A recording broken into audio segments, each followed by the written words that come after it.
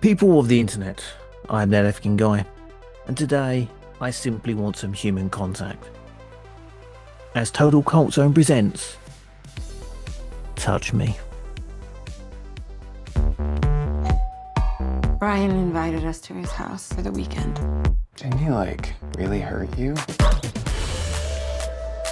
My lady, you're such a prepossessing sight. What in the Shakespeare does that mean? Once I get him going, I ain't ever. He's so hot. I mean, the tracksuit thing's a little weird, but I'll let that out. Now, Craig, it is true what Joey says. I suppose I have the capability to be dangerous. Shall we have cross-species intercourse? I feel like these days it's impossible to deny the existence of aliens. I just never thought the way that I'd find out would be live-action hentai. Hey. No sadness, no anxiety. I forgot how good it feels. Just pure, unadulterated peace. I've been searching for it for so long. Aren't you, with Joey? Is this really happening? Ay, I don't get in my feelings, I just get in my bag. Ay. By coming here, you found yourself part of something bigger. It's a full symbiotic world. You don't want to stay. Oh my God, no! What he's doing is horrible. We both need to leave, but you first. I'm just trying to protect you. Right.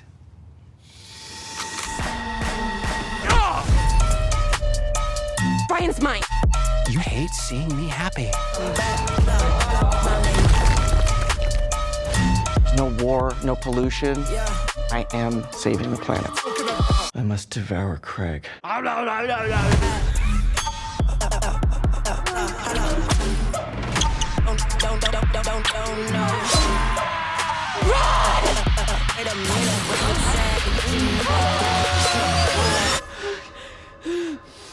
What the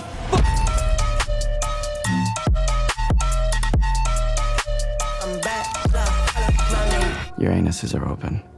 Excellent. No, because they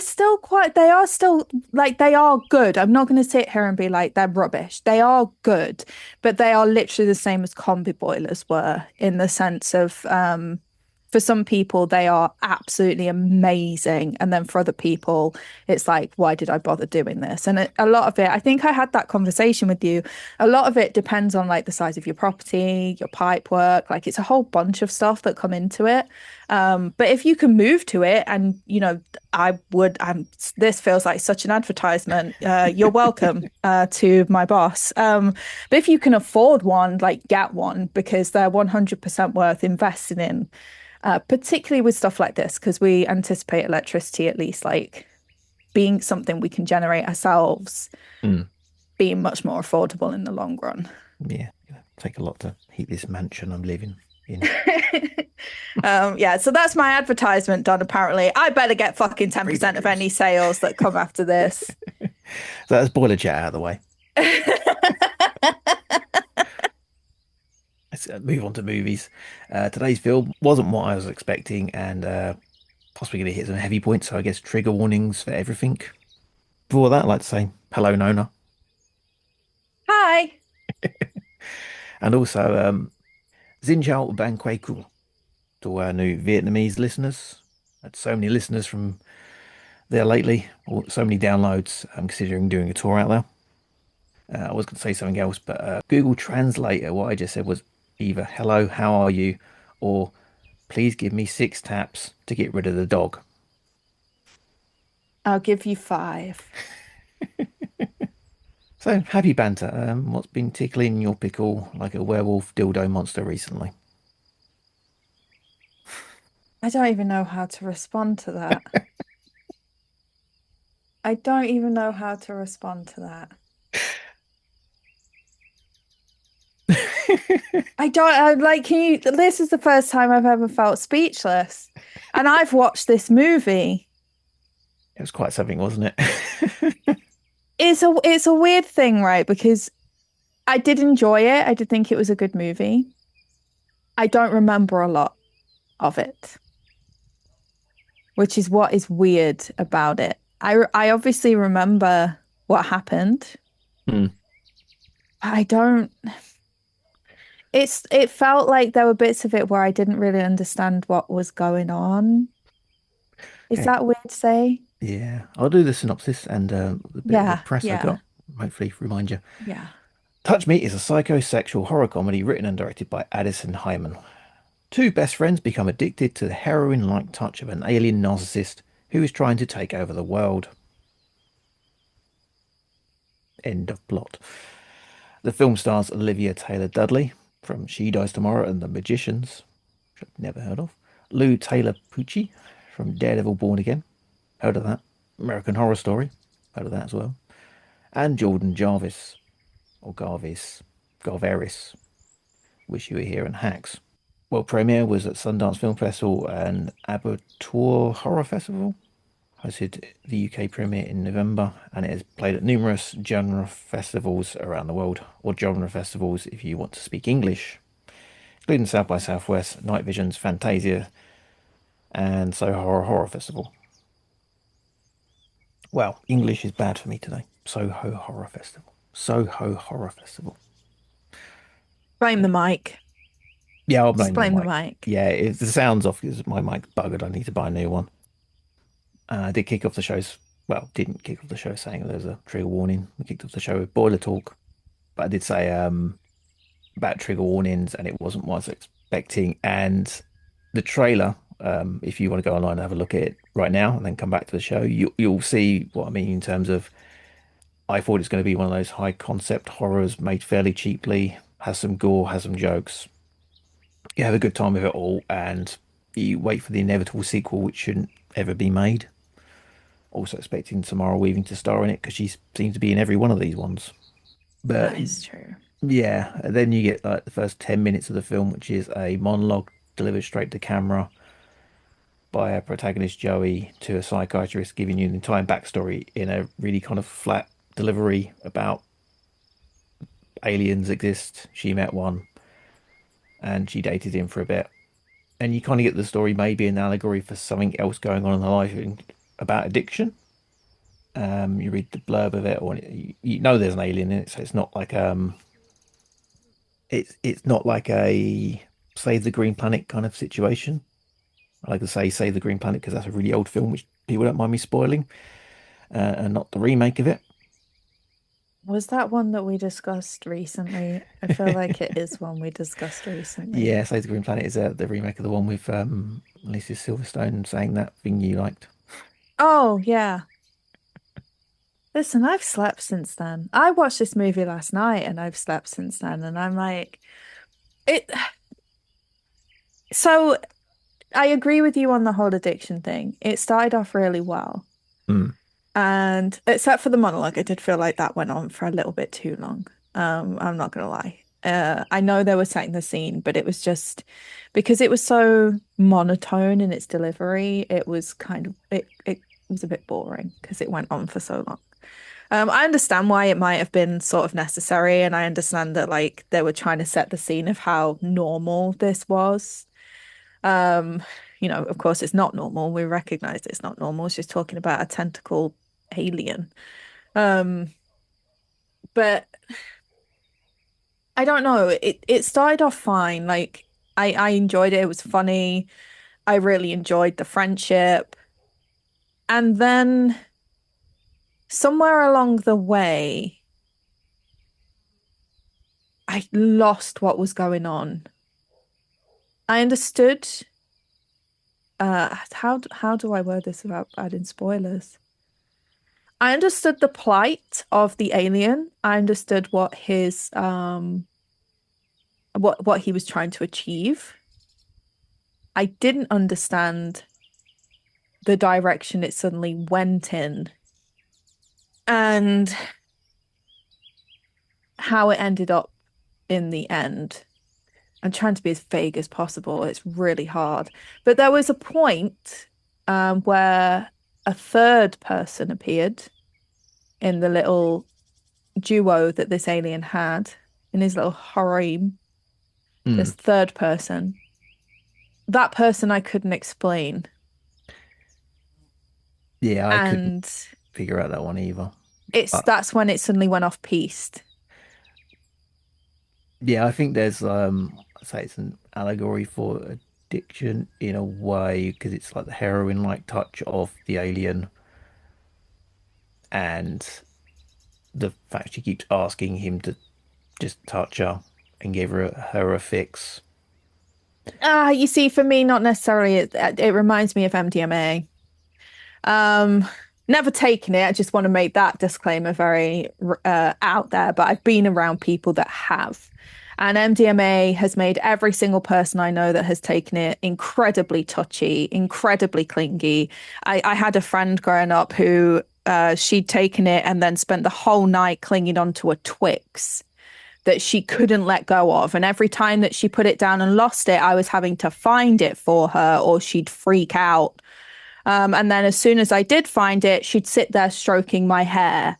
So I've been around people who've been on what are kind of straight up psychedelics, I guess. And that's what it reminds me of. It reminds me of every single one of it. Maybe it was just too normal for me.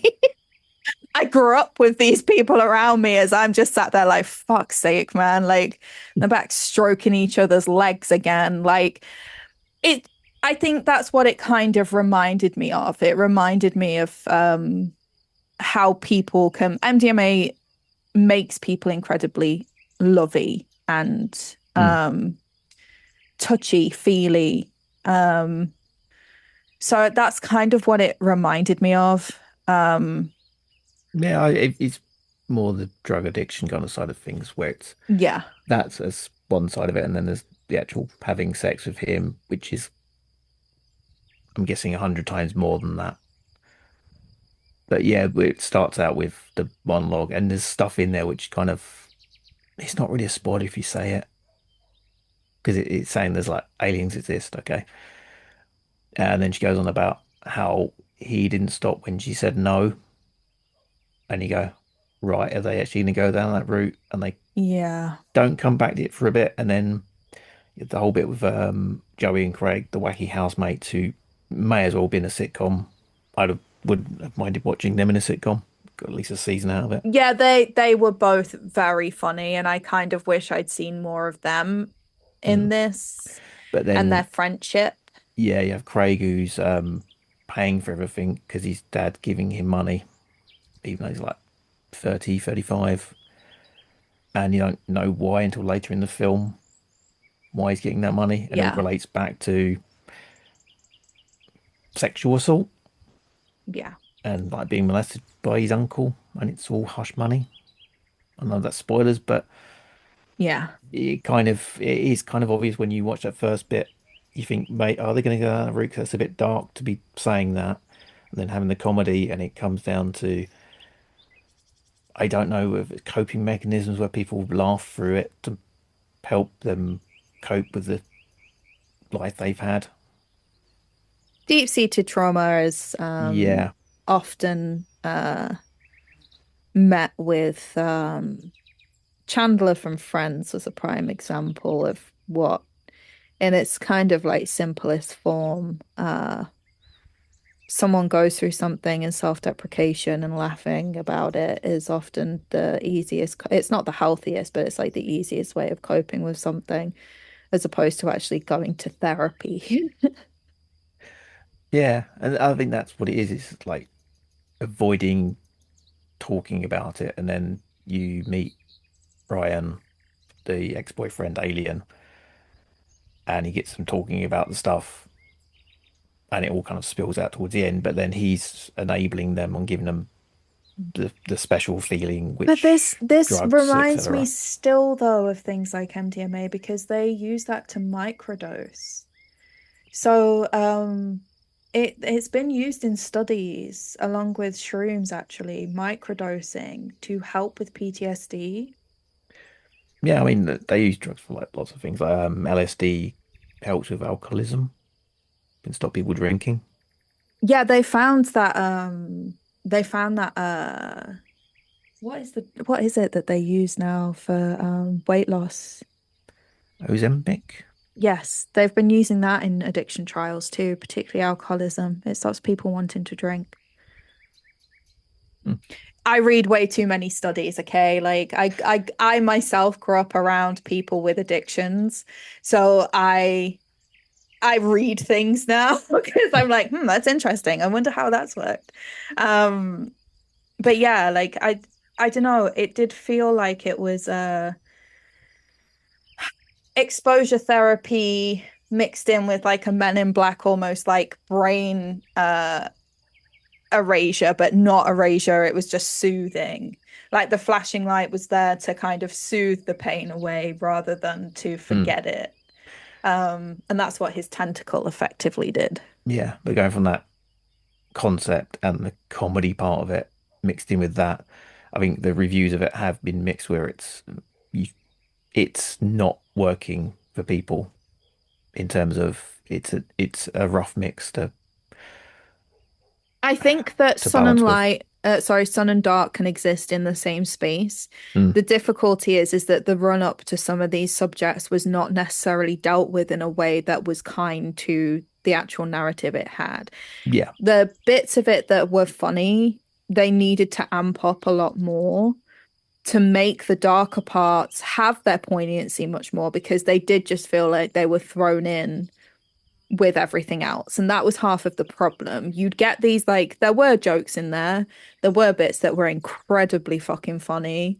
All the But dark then scenes. it'd kind of fall into a little plateau again where stuff's happening, stuff's happening, stuff's happening. Another quick joke, stuff's happening, stuff's happening. Then suddenly you're in the floor with all of the horrible dirt. And I don't know, I think I needed to see more of the friendship. I didn't feel as connected to them as maybe they wanted either, which is maybe why those things stood out much more. You want to have the protagonists have much more of a connection to you for those things to hit. And I didn't feel like I knew them well enough to know that about their life. Does that make sense? Yeah, I guess so. There's like an oversharing up on first meeting, and I needed to know them more than that. I got glimpses into their life, and like you said, it'd have been nice to have had more of that. I'd like to have seen what led to them being friends. I'd like to have seen just more of what, I mean, I know we did see them, you know, they were doing coke, I think, in one of the scenes. Sorry, spoiler, but they'd been doing coke and they were I mean, chatting. they constantly vape during the film, and it's Vaping is very different. That yeah, part but they're just did make constantly me doing laugh. That part did make me laugh when they're there, like, yeah, I just lived my life with a vape. And I'm thinking, bitch, same, but I'm not sat here after an alien with a tentacle. Like, please. Yeah, but I guess that's the addiction side of things, where it's just constantly with a vape because it's acceptable. But then you find out drinking at 10 in the morning kind of thing as well. Yeah. Yeah, there's lots of stuff in there which is like heavy duty real life stuff, and then the comedy. And I think for a lot of people that's what doesn't work for them. And I think if yeah, like you say, it doesn't work if especially if you've been through those things. Yes. It possibly could be quite offensive. It needed, I think for me, I didn't mind them being there, I'll be honest. I didn't mind them being there. Mm. It was how it kind of just suddenly felt like it was kind of splat into the movie. It would have made more sense to make these friends trauma bonded, and codependent, and that be much more prevalent, because that wasn't something that was obvious. I mean, they do have the thing of he pays for everything, and Yeah, she but tells him that he is somebody. this is the thing is that you only realize their codependency towards the end of the film. And that is part of the thing for me. You only find out that he's paying for everything much further along, because she has jobs. They might not be It's sort of pretty early. consistent. To me, it wasn't. To me, I don't think it was all that obvious right in the beginning. I felt like their codependency wasn't obvious either. And I think that's the thing of it. Like, you could tell they were close friends. You could tell they enjoyed each other's company. But to me, it just wasn't all that obvious. they didn't. I don't know. I don't know how to describe it. I do think the movie could have been made better if it had been camper, but that's just me. The alien started out that way, and then at times it came back in again. But yeah, I I just, if you're gonna do a movie like this, I feel like you have to go so camp. Like, think Megan. She had a whole dance scene. Like, she's Didn't a you have a dance robotic scene? doll. Yeah, but like it just wasn't the same. It No, wasn't the there was same. cabinets in it, but like the special effects, just rubber tentacles. Some of the special effects though weren't bad. Like, I can't I think necessarily. that's a lot of the filter. There's some Maybe, filters and lights yeah. on it. It looks pretty good for what it is. Yeah, like, and I can't, I'll say this, like, we've watched some fucking movies with special effects, right? Yeah. And we've watched some where it's very obvious that it's AI. Like, I'm not going to get angry at them using light trickery and even just a small amount of editing in post to make it look more realistic, because it was very clear this was not something that they just shoved through a computer, like, to get what they wanted out of it. They had at least attempted to make it organically and then edit in post. Hmm. So I can't even come at them for that. Like, I respect that. Yeah, I like the look of the film. Um, so I like the look of the film, like the characters. It's the tone of it is just a bit off. But yeah, I have written down it's a Marmite film. Essentially, it's some people are gonna love it, some people are gonna hate it. Yeah, I see. I enjoyed it. I did think it was good. It's Yeah, just like you said, there was just some obvious holes in areas of it. The ending, I did find very funny. Like, um, sort of the last few shots, I did find quite well. No, just before when we were back with the therapist. Spoiler, but we end up going back to the therapist, and that part was very funny. Like, I did enjoy that part. Because that would have been my reaction too. But yeah, I don't know. It's one that I would still tell my friends to watch, but probably give them the trigger warning beforehand. Um, yeah, because that's the one thing the trailer doesn't give you. It does look like a straight comedy, and that yeah. opening monologue, you're like, oh right, they're not gonna go that route, or are they playing for laughs? And then Yeah. it does take a while for you to realize, oh right, this is actually quite serious in a way. So yeah, I think the warning needs to be there.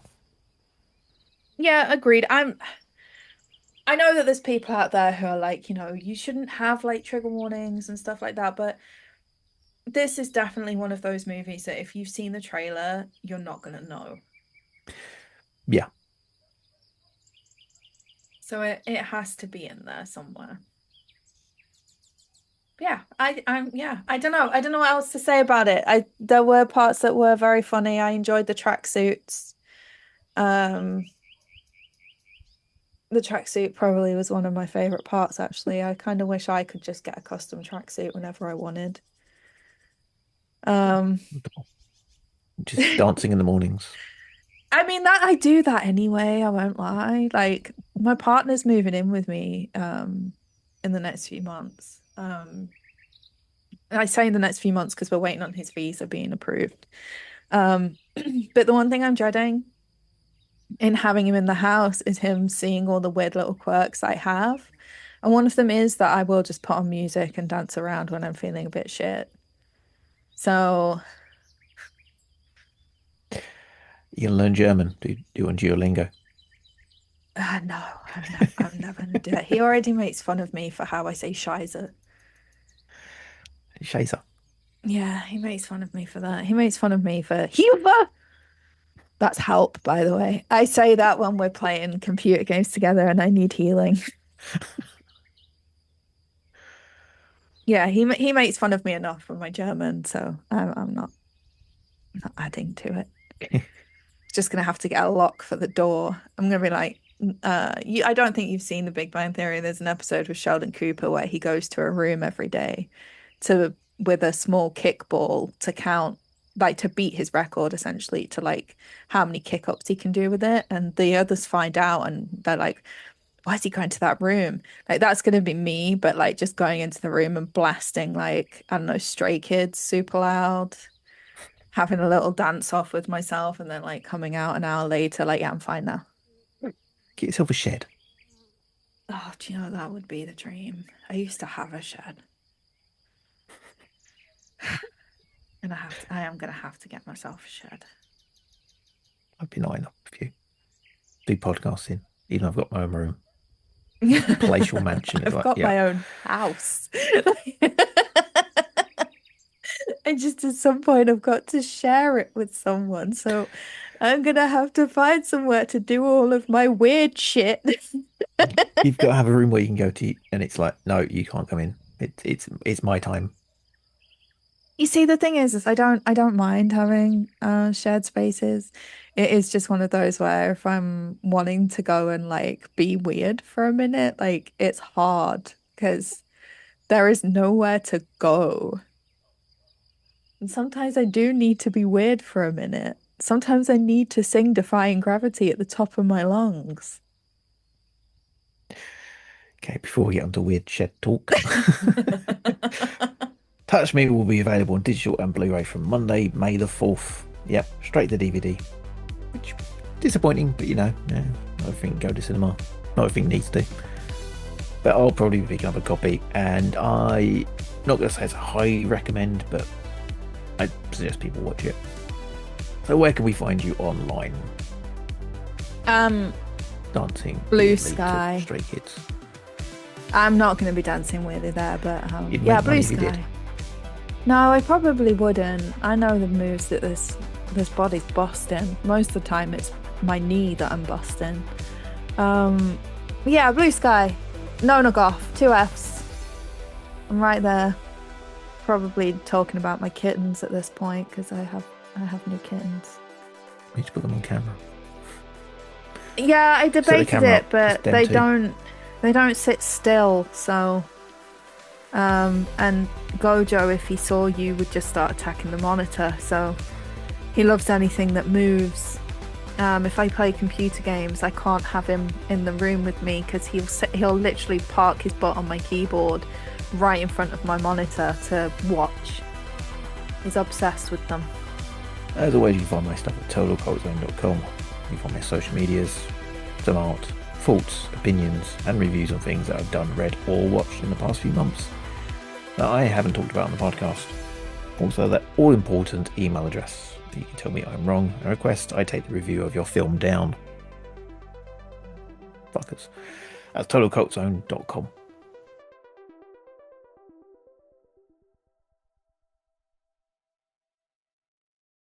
Now, weird shed talk. Is this the spoiler zone part? Could be spoilers or weird shed talk. Spoiler zone. I mean, there was one Even though we've part. spoiled it pretty much already. I mean, no, because there is one spoiler that. So I watched this with my partner, and obviously that third person that wanted the alien was sat like monitoring them, and my partner just goes, "What's that? The cook chair?" I think you're missing the point, but okay. Yeah, that was one character I didn't quite get. I'm guessing the one he's holding out on, I'm guessing. I think that it benefited him to have her around because she obviously did everything for him. But That's codependency as well, I'm guessing.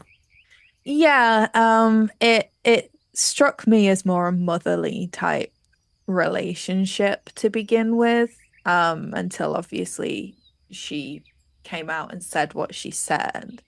But she did strike me to begin with as like a boy mom. I use that term because that's what they call the weird mums on the internet who do everything for their sons and stuff like that. But then it I guess that is another kind of abuse in a way. I don't Yes, know. yeah, 100%, 100%. But he clearly kept her around too because it benefited him. Like it benefited him to have a human being around that could do things for him, that he, as an alien, might not necessarily know how to do. It's one of those, right? It appears as normal.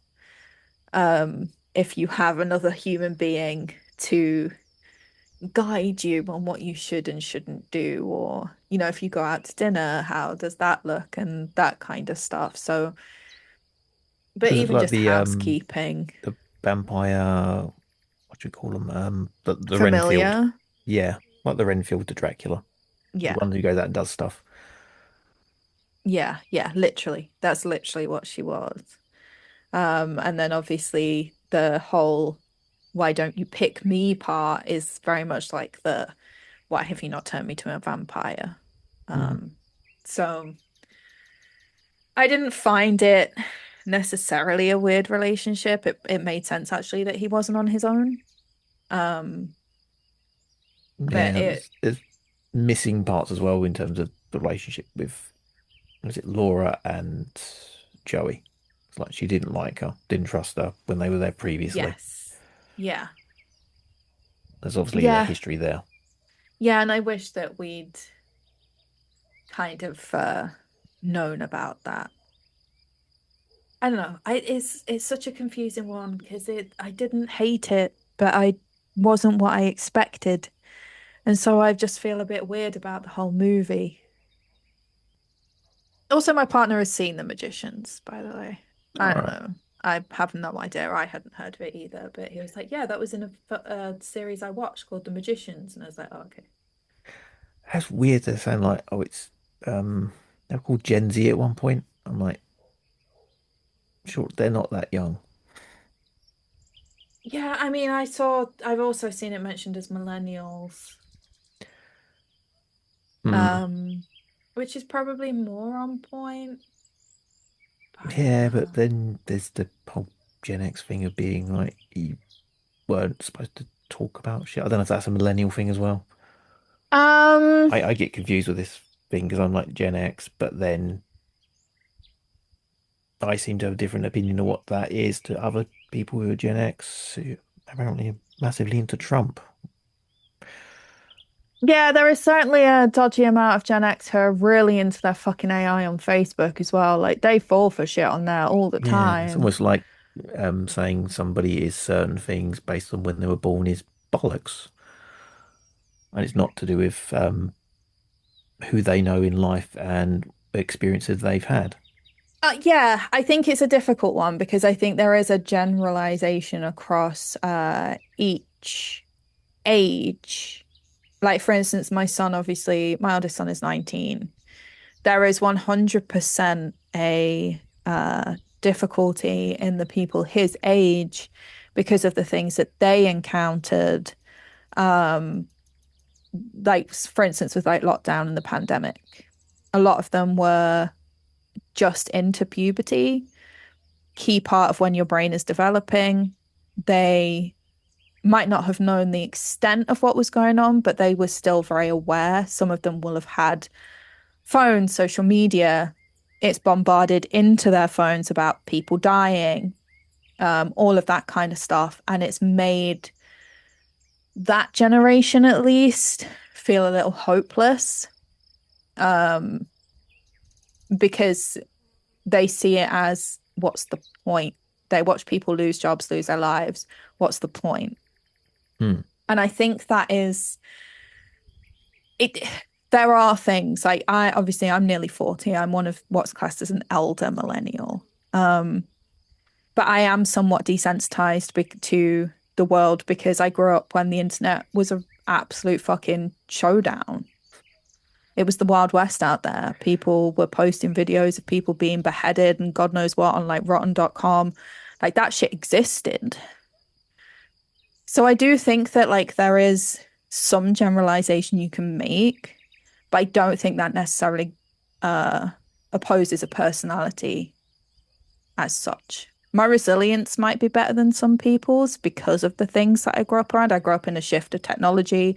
I grew up in a shift of social kind of conversation. Everything was becoming much more prevalent online. We used MSN, like social media became a thing, and it went from like having no mobile phones and people having to knock on your door to see if you wanted to go out and do something, or you arranging it beforehand and calling and hoping the landline was free, to you could text your mate 3 letters, WYD, and they'd reply like they're coming over, and that's how that worked. Like it's weird. It does make me think that there are certainly points of them that are millennial. I don't know. That there was a lot with this movie anyway. Sorry for another rant. I'll get back to boilers now.